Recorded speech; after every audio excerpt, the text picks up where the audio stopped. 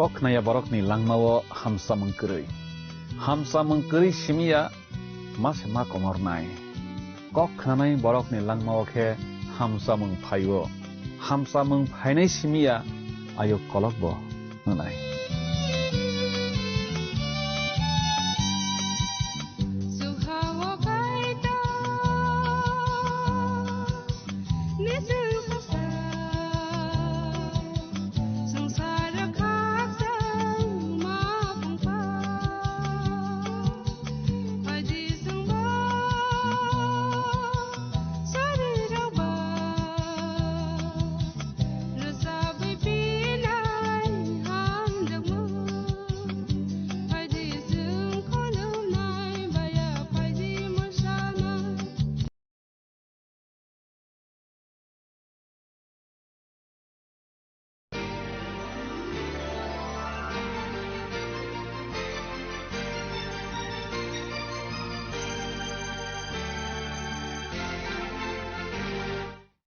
নমস্কার।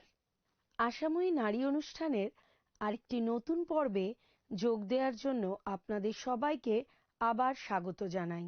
প্রিয় বন্ধু, আমরা অত্যন্ত আনন্দিত যে আপনারা আজ যোগ দিতে পেরেছেন, কারণ আমরা আপনাদের জন্য একটা দারুণ ইন্টারেস্টিং আলোচনার বিষয় নিয়ে এসেছি। ঠিক নয় মিতা? হ্যাঁ, তুমি ঠিকই বলেছ দিদি। আমরা কয়েকটি পর্বে এমন কিছু পশুদের নিয়ে আলোচনা করছি যারা বাইবেলের উল্লেখযোগ্য ভূমিকা পালন করেছে, আর আমরা তাদের বৈশিষ্ট্য এবং তারা যে শিক্ষার প্রতীক হিসাবে নিজেদের প্রকাশ করে সেটা অধ্যয়ন করছি। হ্যাঁ, একদম ঠিক। জানেন বন্ধু, এই ধারাবাহিকের প্রথম পর্বে আমরা গাধার বিষয় জেনেছি। গত সপ্তাহে আমরা আলোচনা করেছি সেই দুষ্ট বড় নেকড়ের বিষয়, আর আজ আমরা আলোচনা করব মেষ বা ভেড়াদের বিষয়। টিম চ্যালিস একটি ইন্টারেস্টিং ব্লগ লিখেছেন, আর তিনি তার সেই পোস্টের নাম দিয়েছেন ভেড়াদের মতো বোকা। ভেড়াদের মতো বোকা কথাটা খুব খারাপ শোনায়। এমন শিরোনাম তিনি কেন রাখলেন? আসলে এই গল্পে তিনি তুরস্কের ইস্তানবুলের একটি ঘটনার কথা বলেছেন। তুরস্কে এখনো অনেক মেষ পাওয়া যায়, আর সেখানে অর্থনৈতিকভাবে মেষেরা খুবই গুরুত্বপূর্ণ স্থান অধিকার করে থাকে। শোনা যায় যে একবার ইরানের কাছে একটি গিরিখাদে 400 মেষ 15 মিটার নিচে পড়ে যায় এবং মারাও যায়। মেষপালক তার মেষদের চড়াবার জন্য একটা খাড়া পাহাড়ের উপরে নিয়ে যায়, আর তারপর সে তার নিজের খাবারের খোঁজে অন্যদিকে চলে যায়। মেষগুলো একা থাকতে না পেরে অন্ধের মতন তাদের পালকের পেছনে পেছনে যেতে থাকে, আর দুর্ভাগ্যবশত তারা নিজেদের সামলাতে না পেরে একসঙ্গে পাহাড় থেকে নিচে পড়ে যায়। মেষপালকের মোট ক্ষতির পরিমাণ দাঁড়ায় ভারতীয় মুদ্রায় প্রায় 62 কোটি টাকা।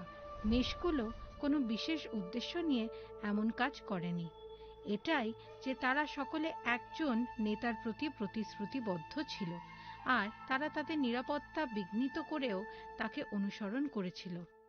এটা একটা অত্যন্ত মর্মান্তিক ঘটনা, কিন্তু সব থেকে ইন্টারেস্টিং বিষয় হলো এই যে ঈশ্বর আমাদের তাঁর মেষ বলে সম্বোধন করেন। বাইবেলে মেষ কথাটি কমপক্ষে 220 বার উল্লেখ করা হয়েছে। মেষদের বিষয় আমার মনে শাস্ত্রে যে জনপ্রিয় অংশগুলো আসছে সেগুলো হলো গীতসংহিতা 23, তারপরে যেশায় 53:6, এবং যোহন 10 অধ্যায়। তার লোকদেরকে ভেড়া বলে বলে অনেক জায়গায় উল্লেখ করা হয়েছে, কিন্তু একটি সিংহ অথবা ঘোড়ার মতো শক্তিশালী কোনো পশু বলে উল্লেখ হয়নি কেন? একটা পাখির মতো সুন্দর আর মূল্যবানই বা নয় কেন? তার অনুসারীদের চিহ্নিত করবার জন্য ঈশ্বর মেষ কথাটি ব্যবহার করেছিলেন, যেমন আমরা হচ্ছি তাঁর মেষ। সুতরাং ভেড়ার আচরণ লক্ষ্য করে আমরা বুঝবার চেষ্টা করি তিনি এমন কেন বলেছেন। বেশ, প্রথমত ভেড়ারা বুদ্ধিমান প্রাণী নয়। নিরাপত্তার প্রসঙ্গে ভেড়াদেরকে চালাক চতুর বলে কখনোই মনে করা হয় না, বরং তারা খুবই দুর্বল চরিত্রের হয়। আর মেষপালকদের সুরক্ষা থেকে তাদের দূরে সরে যাওয়ার প্রবণতা থাকে। আমরাও সেই একই ধরনের, তাই নয় কি? ঈশ্বরের কাছ থেকে যা কিছু মঙ্গলময় এবং পবিত্র, তার কাছ থেকে দূরে সরে যাওয়ার প্রবণতা আমাদেরও থাকে। হ্যাঁ, এটা নিশ্চিতভাবে আমাদের মতোই মনে হয়। তাছাড়া ভেড়ারা পালকের গলার স্বর চিনতে পারে। পালকের সাথে তাদের বন্ধন এতটাই শক্তিশালী হয় যে তার গলার স্বর তাদের সান্ত্বনা আর নিরাপত্তা এনে দেয়। তারা যখন বিচরণ করে ফিরে আসে অথবা একসঙ্গে ঘুমায়, তখন এইভাবেই তাদের পালের মধ্যে ভাগ ভাগ করে রাখা হয়। মেষপালক তাদের ডাকে আর তারা তাকে সাড়া দেয়। তাদের পার্থক্য করবার জন্য কোনো চিহ্নের দরকার হয় না। তাদের একমাত্র প্রয়োজন হয় মেষপালকের স্বর। মনে করুন, যোহন তার 10 অধ্যায় 27 পদে যিশু কি বলেছেন? আমার মেষেরা আমার রব শুনে, আর আমি তাহাদিগকে জানি, এবং তাহারা আমার পশ্চাৎ গমন করে। মিতা, একদম ঠিক। আমরা যদি তার মেষ হই, তাহলে আমরা তার গলার স্বর চিনতে পারব, আর নিরাপত্তা আর সুরক্ষার জন্য সেই স্বরের আরো কাছে যেতে পারব। আমেন। ভেড়াদের বিষয়ে আর একটা কথা আমি বুঝতে পেরেছি, আর সেটা হলো যে তারা খুব সহজেই হারিয়ে যায়। চরবার সময় কোনো ভেড়া অনেক সময় পালের থেকে দূরে সরে যায়। এমনকি যখন একটা ভেড়াও পথ হারিয়ে ফেলে, মেষপালক তার পিছনে গিয়ে তাকে পালের মধ্যে ফিরিয়ে নিয়ে আসে। যিশাইও যেমন তার 53 অধ্যায় 6 পদে বলেছেন, আমরা সকলে মেষগণের ন্যায় ভ্রান্ত হইয়াছি, প্রত্যেকে আপন আপন পথের দিকে ফিরিয়াছি। একটা ভেড়া যদি তার পাল থেকে দূরে সরে যায়, তখন তাকে পালে ফিরিয়ে নিয়ে আসা খুব মুশকিল হয়। তাদের দিক নির্দেশ করার ক্ষমতা একদম নেই। সুতরাং আমরা যদি ঈশ্বরকে না জেনে থাকি, তাহলে আমরা নিজেরা কিছুতেই প্রভুর দিকে ফিরে আসতে পারবো না। তাহলে বন্ধু, এর অর্থ হলো অন্য পশুদের মতো ভেড়ারা শক্তিশালী নয়, কিন্তু খুবই দুর্বল, আর তাদের যত্ন নেওয়ার জন্য একজন পালকের প্রয়োজন হয়। কোনো ঘরের দরজায় কখনো দেখা যায় না লেখা আছে মেষ হইতে সাবধান। একটা ভেড়ার বাচ্চাকে ডাকতে দেখে অন্য কোনো পশুকে পালিয়ে যেতে দেখা যায় না, কখনোই না।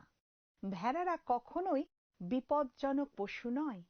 তারা প্রায় সম্পূর্ণভাবেই নিরাপত্তাহীন। তাদের আক্রমণ করলে হয় তারা একটা জায়গায় চুপ করে দাঁড়িয়ে পড়ে, কিংবা ছুটে পালিয়ে যায়। তাদের না আছে ধারালো নখ বা দাঁত, অথবা তারা জোরে আওয়াজ করতে পারে না, আর তাদের খুব সহজেই শিকার করা যায়। ভেড়ারা গাছে চড়তে পারে না, রঙও বদলাতে পারে না, এমনকি সাঁতার কাটতেও পারে না। আর বিপদের গন্ধ পেলে এই বেচারা পশুগুলো আতঙ্কিত হয়ে পড়ে। তাহলে ভেড়াদের সবচেয়ে ভালো সুরক্ষা ব্যবস্থা কি? পালকের খুব কাছাকাছি থাকা আর সব সময়ে পালের মধ্যে থাকা। একই কথা আমাদের ক্ষেত্রেও খাটে, তাই না? আমরা যখন ঈশ্বরের সঙ্গে সহভাগিতার বাইরে চলে যাই আর অন্যান্য খ্রিস্ট বিশ্বাসীদের থেকে দূরে সরে যাই, আমরা খুবই দুর্বল হয়ে পড়ি। আমাদের টিকে থাকতে মেষপালকের জ্ঞান আর শক্তি, সেই সাথে খ্রিস্টে আমাদের ভাই ও বোনদের সান্ত্বনা আর উৎসাহের প্রয়োজন হয়। আমি ধীরে ধীরে বুঝতে আরম্ভ করেছি আমি সত্যিকারে কতখানি ভেড়ার মতো। আমরা সবাই একই রকম। ভেড়াদের সবচেয়ে নিরাপত্তার প্রয়োজন হলেও তারা কিন্তু খুবই অস্থির। ভেড়াদের অস্থিরতার দুটি প্রধান কারণ আছে, ক্ষুধা আর গায়ে পোকা। বাইবেলে 23 গীতের 2 পদ বলে, তিনি তৃণভূষিত চড়ানিতে আমাকে শয়ন করান, তিনি বিশ্রাম জলের ধারে ধারে আমাকে চালান। এটি হৃষ্টপুষ্ট ভেড়া কখনো বাইরের কোনো লোকের হাতে খাবে না, কিন্তু একটি ক্ষুধার্ত ভেড়া যা পাবে তাই খাবে। জানেন, মধ্যপ্রাচ্য অঞ্চলে একরকম পোকা হয় যারা ভেড়াদের খুব যন্ত্রণা দেয়, তাদের মাথার উপরে বাসা বাঁধে। মেষপালকেরা যদি এটা শনাক্ত করতে না পারে, তারা সাংঘাতিকভাবে বংশবৃদ্ধি করে, আর শেষ পর্যন্ত তাদের জন্য ভেড়ারা অন্ধ হয়ে যায়। মধ্যপ্রাচ্যের মেষপালকেরা নিয়মিত ভেড়াদের মাথায় জলপাইয়ের তেল লাগিয়ে দেয়, যার জন্য পোকারা বাসা বাঁধতে পারে না, আর তখন এই সমস্যার সমাধান হয়। আমাদেরও সমস্যা সৃষ্টি করার মতো একটি পোকা আছে, সেটা হচ্ছে দিয়াবল। যিশুর রক্ত আর পবিত্র আত্মার শক্তি আমাদেরকে দিয়াবলের হাত থেকে রক্ষা করে।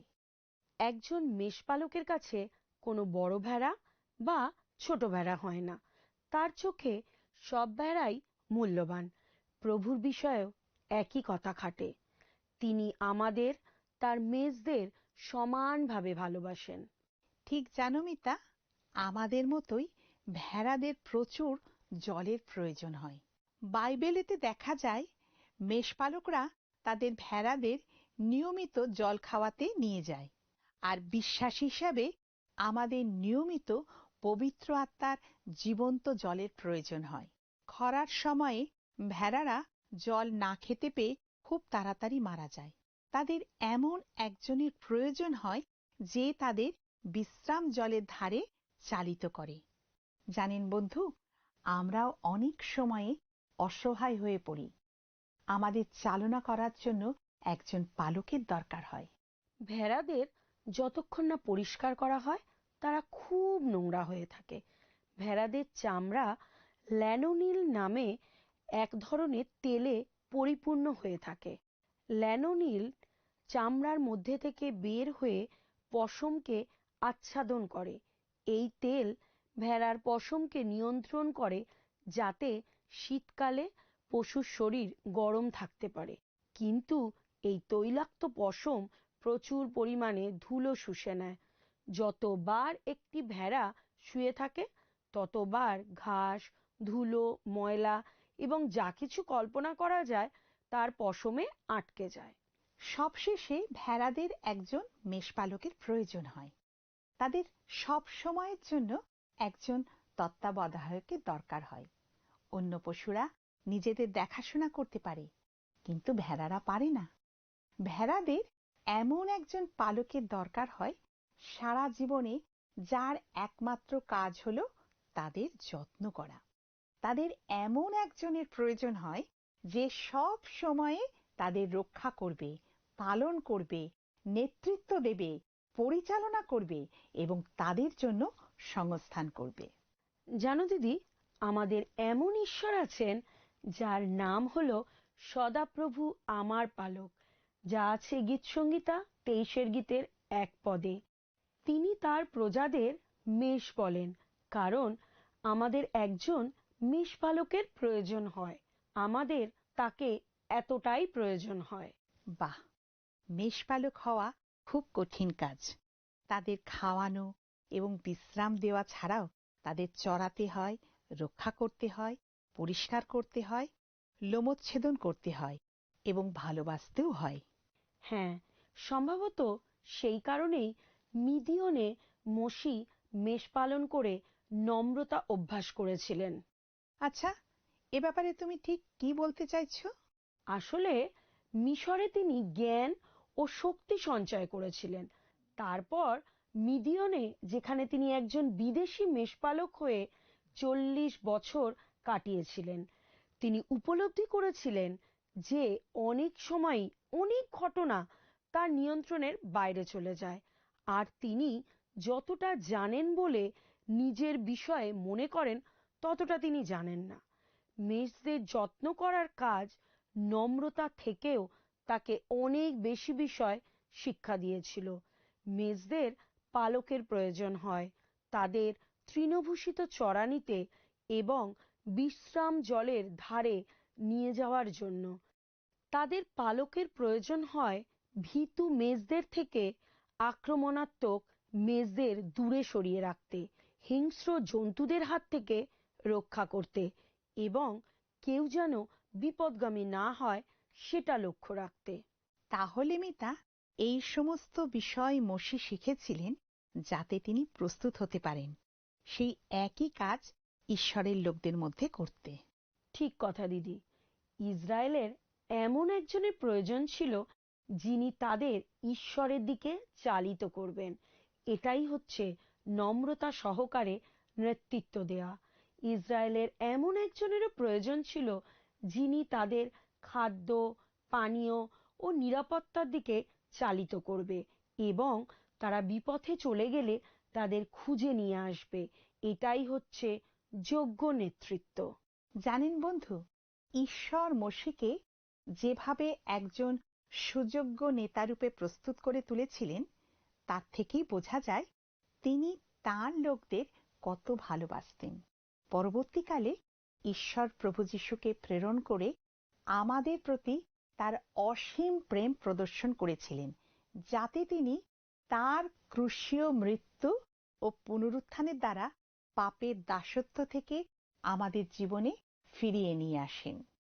আর আমরা যদি তার প্রেম গ্রহণ করি, একমাত্র তবেই তিনি আমাদের পালক হবেন।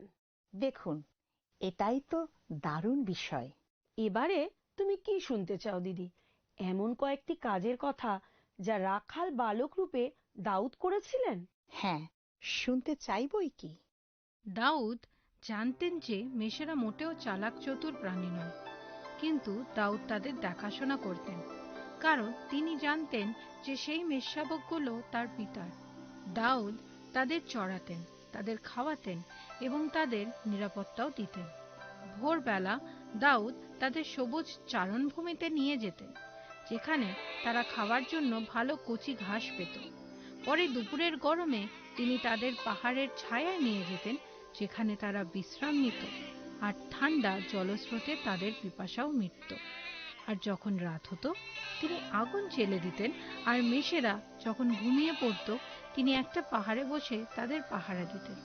অনেক সময় কোনো সিংহ কিংবা ভাল্লুক অথবা নেকড়ে এসে মেষদের চুরি করবার চেষ্টাও করত, আর তাই দাউদ দিবারাত্র এই সমস্ত হিংস্র পশুদের উপর নজর রাখতেন।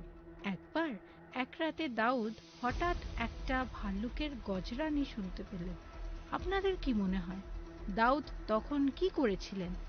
দাউদ কি ভয় পেয়ে চিৎকার করতে করতে পালিয়ে গিয়েছিলেন? তিনি কি তার মেষশাবকদের একা ফেলে চলে গিয়েছিলেন যাতে তিনি নিজেকে রক্ষা করতে পারেন? না, তিনি খুব সতর্কতার সাথে দাঁড়িয়ে পড়লেন আর তার যষ্ঠিটা খুব শক্ত করে ধরে চারিদিকে তাকাতে লাগলেন। তিনি তার পিতার মেষদের রক্ষা করতে সম্পূর্ণ প্রস্তুত ছিলেন। তিনি পুরো মাঠ ভালো করে দেখতে লাগলেন। তিনি যেই লক্ষ্য করলেন যে ভাল্লুকটা তার একটা মেষশাবকের দিকে এগিয়ে যাচ্ছে, দাউদের অন্তরে শক্তি বৃদ্ধি হতে লাগল। দাউদ যত সম্ভব জোরে দৌড়াতে লাগলেন, সোজা বিপদের দিকে। একেবারের জন্য তিনি থেমে নিজের জন্য চিন্তা করলেন না, অথবা ভাবলেন না যে ভাল্লুকটা তাকে আঘাতও করতে পারে। তিনি গিয়ে ভাল্লুকটাকে ধরে তাকে মেরে দিলেন। আরেকবার দাউদ তার পালকে দুটো উঁচু পাহাড়ের মাঝে সরু পথ দিয়ে নিয়ে যাচ্ছিলেন। ঠিক তখনই কোথাও কিছু না হঠাৎ একটা সোনালী আলো ঝলসে উঠল, আর হুংকার দিয়ে একটা সিংহ তাদের ওপরে ঝাঁপিয়ে পড়ল। সিংহটা পাহাড়ের উপর থেকে তাদের নজর রাখছিল, আর সুযোগ বুঝে একটা দুর্বল মেষের উপরেই লাফিয়ে পড়ল। যেই না সিংহের থাবা মাটি স্পর্শ করেছে, দাউদ তার ওপরে ঝাঁপিয়ে পড়ে তাকে হত্যা করলেন। দেখো মিতা, দাউদ যা সত্যিকারের গুরুত্বপূর্ণ তার উপরেই লক্ষ্য রাখতেন। সুতরাং বিপদে পড়লে তার প্রয়োজন মতো সাহস আর সদিচ্ছা থাকত। তিনি সাহসী হওয়ার চেষ্টা করতেন না, তিনি ঈশ্বরের নিকটবর্তী হয়েছিলেন এবং তার হৃদয় বেশি করে ঈশ্বরের হৃদয়ের মতো হতে শুরু করেছিল। দাউদ নিজের চেয়ে মেষদের বিষয়ে অনেক বেশি যত্নশীল ছিলেন। তিনি তার জীবনের ঝুঁকি নিতে রাজি ছিলেন, কারণ তিনি তার পিতার মেষদের কেউ ক্ষতি করে এটা কখনোই চাইতেন না। আর তিনি জানতেন যে যখন তিনি তাদের যত্ন নিচ্ছেন, তখন তিনি নিজেও ঈশ্বরের উপর তার যত্ন নেওয়ার বিষয় নিশ্চিত থাকতে পারেন। প্রথম জীবনে দাউদ যখন একজন রাখাল বালক ছিলেন, তখন তিনি ঈশ্বরের বিশেষ একটা বিষয় জানতে পেরেছিলেন। একজন মেষপালক হওয়ার জন্য তিনি তার মেষদের দেখাশোনা আর রক্ষা করতেন, ঠিক কি না? তাহলে তার মেষপালক হিসাবে ঈশ্বরের বিষয় তিনি কি লিখেছিলেন একবার তাহলে শোনা যাক। সদাপ্রভু আমার পালক, আমার অভাব হইবে না। তিনি তৃণভূষিত চড়ানিতে আমাকে শয়ন করান। তিনি বিশ্রাম জলের ধারে ধারে আমাকে চালান। তিনি আমার প্রাণ ফিরাইয়া আনেন। তিনি নিজ নামের জন্য আমাকে ধর্মপথে গমন করান। যখন আমি মৃত্যুর ছায়ার উপত্যকা দিয়া গমন করিব, তখনও অমঙ্গলের ভয় করিব না, কেননা তুমি আমার সঙ্গে সঙ্গে আছো। তোমার পাঁচনি ও তোমার যষ্টি আমাকে সান্ত্বনা করে। তুমি আমার শত্রুগণের সাক্ষাতে আমার সম্মুখে মেজ সাজাইয়া থাকো। তুমি আমার মস্তক তৈলে সিক্ত করিয়াছ। আমার পানপাত্র উথলিয়া পড়িতেছে। কেবল মঙ্গল ও দয়াই আমার জীবনে সমুদয় দিন আমার অনুচর হইবে, আর আমি সদাপ্রভুর গৃহে চিরদিন বসতি করিব। দেখুন বন্ধু, নিশ্চিতভাবে বাইবেলের অন্যতম জনপ্রিয় পদ হচ্ছে গীতসংহিতা 23-এর প্রথম পদ, ঈশ্বর আমাদের পালক। এই সহজ সরল উদাহরণ দ্বারা আমরা লক্ষ্য করি যে কত কোমলভাবে তিনি আমাদের জন্য সংস্থান করেন, আমাদের চালনা করেন এবং আমাদের রক্ষা করেন। আমেন। এখন যদি সদাপ্রভু আমাদের পালক হন, তাহলে আমরা তার মেষ। আমাদের তাহলে এদিক ওদিক চলে যাওয়ার প্রবণতা থাকে। আমরা উপলব্ধি করি বা না করি, আমাদের সব সময় আমাদের মেষপালকের উপরে নির্ভরশীল হতে হবে। আমরা যদি নিজেদেরকে মেষ রূপে না দেখি, তাহলে ঈশ্বরকে আমরা মেষপালক রূপে দেখতে পাবো না। আমরা যখন আমাদের চোখ মেলে দেখি আমাদের সত্যি করে কতখানি প্রয়োজন আর ঈশ্বরের উপর আমরা কতটা নির্ভর করি, তখন আমরা আরো বেশি করে উপলব্ধি করি আমাদের জীবনে তার সংস্থান কত। আমরা যদি এই মিথ্যেটা বিশ্বাস করি যে আমরা সবকিছু নিজেদের ক্ষমতায় করতে পারবো, তাহলে আমরা কৃত্রিম স্থানে সন্তুষ্টি অন্বেষণ করার লক্ষ্যে অন্যদিকে সরে যাই, আর আমাদের আসল উৎস থেকে আমরা দূরে চলে যাই। আর তাই দাউদ যখন বলেন আমার অভাব হইবে না, তিনি এটাই স্বীকার করেছেন যে মেষপালক হিসাবে তিনি ঈশ্বরের উপরে সম্পূর্ণভাবে নির্ভরশীল। উক্তিটা এটাই বোঝাচ্ছে যে ঈশ্বর যে কেবল আমার দৈহিক প্রয়োজনীয়তা মিটাতে পারেন তা নয়, কিন্তু আমাকে পূর্ণও করে তুলতে পারেন। তিনি আমার হৃদয়কে সন্তুষ্ট করতে পারেন। আমার অভাব হইবে না, কারণ ঈশ্বর উত্তম মেষপালক রূপে নিশ্চিত করেন যে আমাদের সমস্ত প্রয়োজন তিনি মিটাবেন। আমরা যা করেছি বা আমরা যা করতে পারি তার জন্য নয়, কিন্তু এই জন্য যে ঈশ্বর আমাদের প্রেম করেন। তুমি জানো মিতা, একটি নিকট ও ঘনিষ্ঠ সম্পর্কের প্রতীক হল একজন মেষপালক। সামগ্রিকভাবে জনসাধারণের যা ভালো সেটা একজন রাজা করতে পারেন, কিন্তু বন্ধু, একজন মেষপালক ব্যক্তিগতভাবে তার প্রতিটি মেষকে চেনে। একজন মেষপালকের গভীর উদ্বেগ এবং যত্ন থাকে কেবল তার পালের প্রতি নয়, কিন্তু প্রত্যেকটি মেষের জন্য। আর ঠিক এইভাবেই ঈশ্বর আমাদের যত্ন নিয়ে থাকেন। তিনি আমাদের বাইরে যাওয়া ও ভেতরে আসা জানেন। তিনি আমাদের মাথার প্রতিটা চুলের কথা জানেন। আমাদের মধ্যে যদি কোনো একজন হারিয়ে যায়, তার বিষয় তিনি জানতে পারেন। আর তিনি তার পুত্র যীশু খ্রিস্টের মাধ্যমে আমাদের খুঁজে বার করার সমস্ত উপায় করে রেখেছেন। প্রিয় বন্ধু, দাউদ যখন বলেন আমার অভাব হইবে না, তিনি আসলে দুটো বিষয় বলছেন। আমাদের জীবনে এমন কিছু বিষয় আছে যা কেবল ঈশ্বরই পূর্ণ করতে পারেন। দ্বিতীয়ত, আমরা এই সিদ্ধান্ত নিয়েছি যে ঈশ্বর আমাদের জন্য যা চান তার বাইরে আমাদের আর কোনো চাহিদা নেই।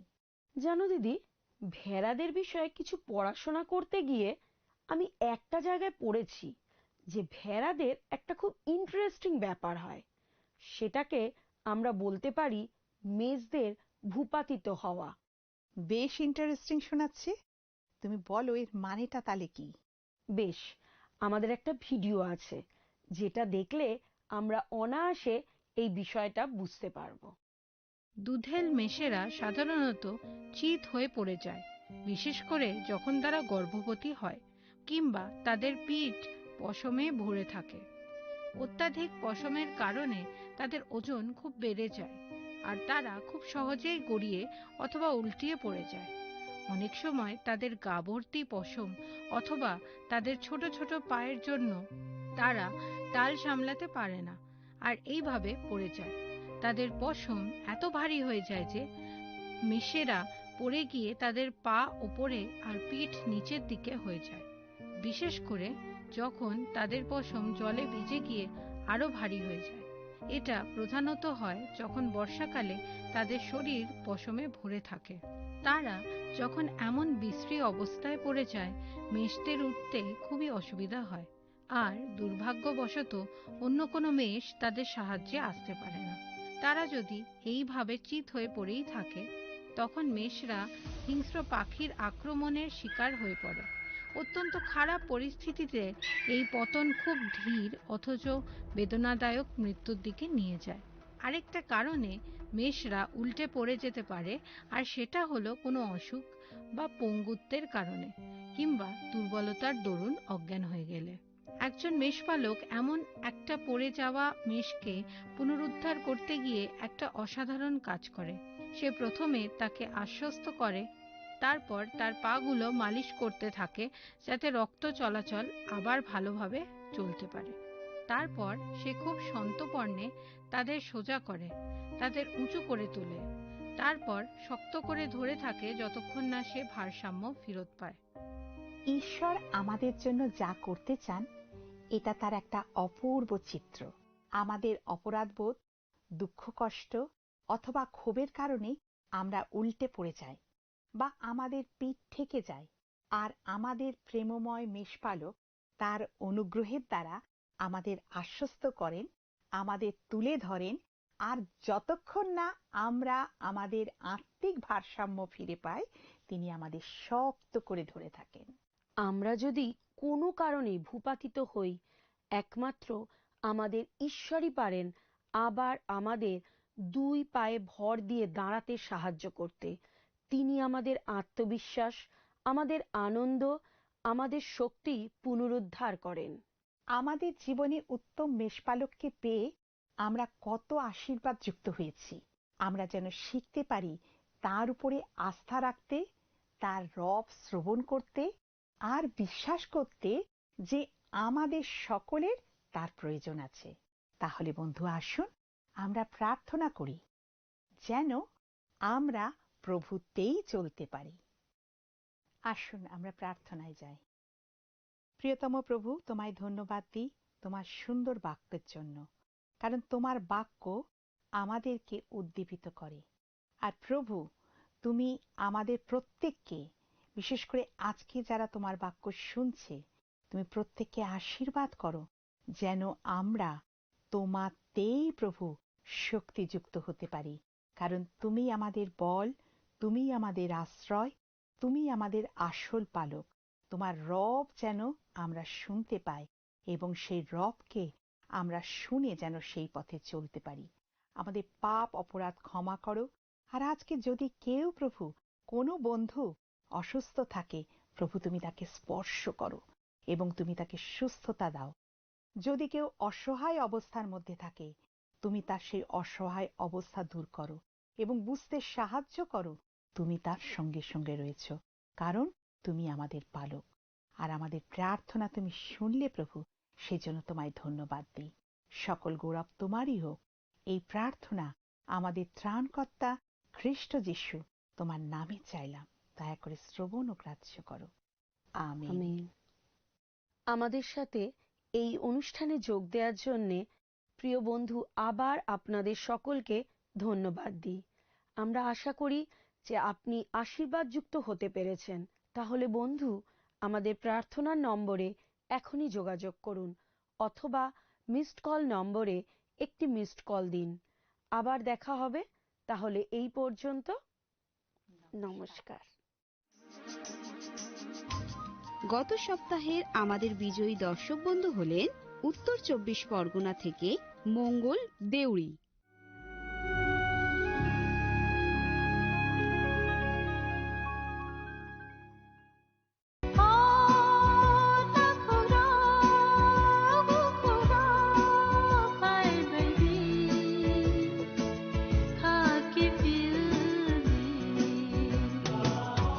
Sini bekau tamu-tamu tong Saideman, Jolima, Naislema, Naiman Yangma, Khamrema, Butharna Musuma, Bunino Sakni Klainana Musuma, Akoro, Abotirakno, Hibia Sak, Jesukano Suridi, Sandi, Kabui Hopung, Sapung, Sandi, Mangla.